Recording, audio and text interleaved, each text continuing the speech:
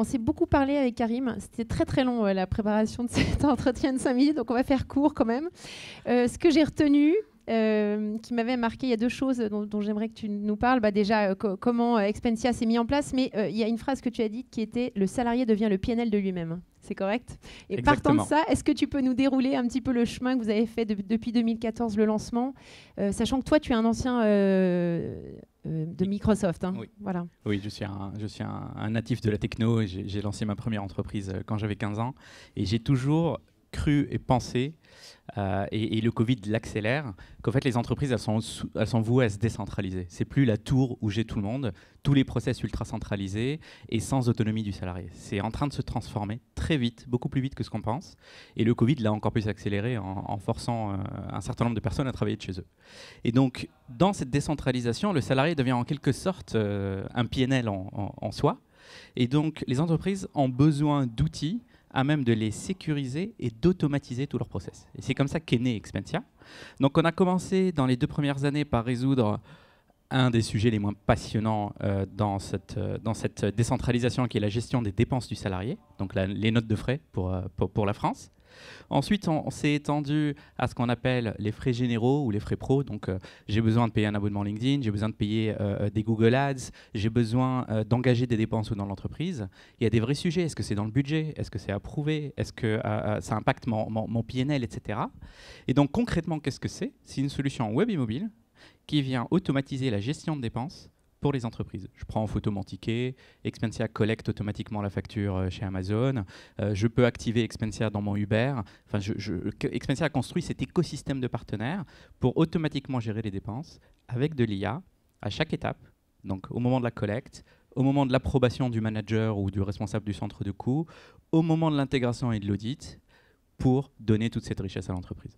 Donc dans les chiffres que moi j'ai retenus, c'était 30 millions de frais chaque semaine, dans 8 langues. Et dans les clients qu'on peut citer dans le domaine financier, il y a BPCE, Arca, mais vous avez également H&M qui utilise vos services, 5000 entreprises et une centaine de pays présents. Donc bravo, vous avez fait une levée de fonds ou pas? Alors oui, on a levé 5 millions d'euros en tout, mais aussi on a toujours été, c'est l'avantage du B2B, et quand le client valorise la solution, on a toujours été plutôt conservateur sur les levées de fonds, parce qu'on a toujours été financièrement très sain. Alors dans les évolutions à attendre, c'était passionnant cette discussion qu'on a eue. Est-ce que tu pourrais nous faire un condensé, puisque tu as beaucoup parlé avec ton passé d'ingénieur d'intelligence artificielle, dans quelle mesure vous allez injecter de l'IA dans votre solution et qu'est-ce que ça va changer pour vos utilisateurs? Alors pour nous, la mission elle est toujours la même et très simple, qui est décentraliser l'entreprise tout en la sécurisant et en automatisant ça.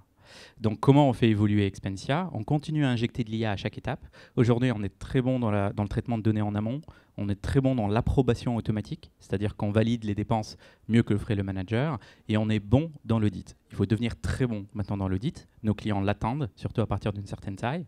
Et aussi aller vers la préapprobation. Aujourd'hui, avec nos partenaires bancaires, on offre à nos ETI clientes, aujourd'hui Expensia couvre de la PME au grand compte, on offre à nos ETI clientes qui sont très demandeuses des outils de paiement avec préapprobation, réconciliation automatique, etc. Ce qui permet à ce collaborateur d'avoir vraiment accès au fonds de l'entreprise, mais de manière sécurisée. Parfait, merci. Écoute, je vois le temps qui file. Si tu devais avoir un mot de la fin, lequel serait-il ? Alors, il y en aurait plusieurs. Alors, moi, ce qui me passionne tous les matins, c'est évidemment l'innovation, c'est l'IA, mais c'est aussi l'équipe. Donc, je vais vous raconter une petite anecdote. Ça, c'est on est une entreprise internationale. Dès le premier jour, on est des fondateurs franco-tunisiens. Donc, on a fait une entreprise qui est à Paris et à Tunis. Et à Tunis, nos locaux ont été élus par Forbes 3e meilleur locaux au monde. Parce qu'il y a cette piscine, il y a ce jardin, il y a ce soleil. Une piscine chez vous ? Oui, voilà, c'est ça. Sympa. Au fur et à mesure que l'équipe grandit, c'est de plus en plus difficile. C'est en France, mais en tout cas, on s'est éclaté à le faire. C'est une piscine en France ? Non, ça c'est à Tunis. D'accord. C'est l'équipe tunisienne. Donc on est à peu près 50-50 pour faire simple. Bon, on a encore un tout petit peu de temps, je vois. Maintenant, on n'a plus de temps. Je vois qu'il est 12h15. Donc écoute, merci beaucoup, Karim. Merci, un plaisir.